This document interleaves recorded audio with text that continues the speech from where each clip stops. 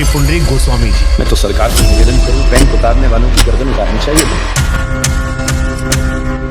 महाराज जी की 38 पीढ़ी जो है वो भगवत कथा की परंपरा में है। समझ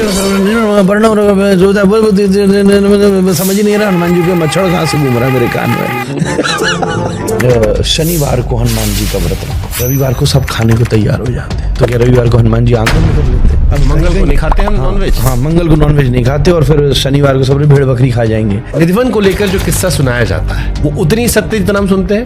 गनीमत है कि हमारे बड़े लोगों ने ये बात कह दी, नहीं तो वो पेड़ भी नहीं बचने थे। वहां भी कोई फ्लैट बना के और डुप्लेक्स बना के इस जमाने में 20-20 करोड़ के बेचा। रात में नहीं जाना, अंधे हो जाओगे। इससे बड़ी सिक्योरिटी और की जा सकती है किसी भी जगह। क्षमा किन किन अपराधों में हो सकती है? इस राष्ट्र के अहित के विषय में जो कोई विचार करे वो किसी भी हद तक कभी क्षम्य नहीं है।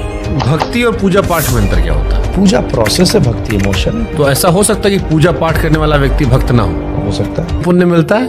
मिलता तो है, या बिना किसी इमोशन के जहर खा लो तो मरोगे तो सही।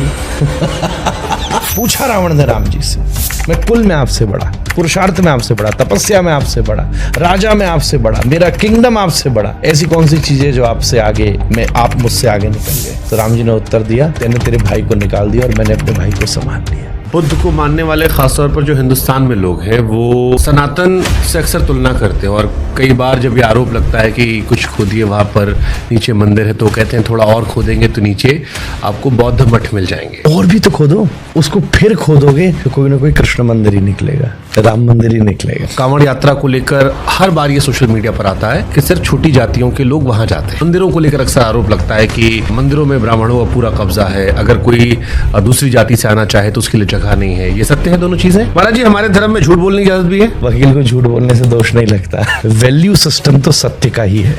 आपके सत्य से अगर दूसरे की प्राण जाते हो तो आपको झूठ का सहारा लेना चाहिए। जो चरम सीमा पे पहुंचे वो आध्यात्मिक हो गए। तो जिन वस्तुओं में प्रथम आकर्षण में विलासिता में सुख मिलता है, उन्हीं वस्तुओं में कुछ वर्ष के बाद में दुख का कारण बन जाता है।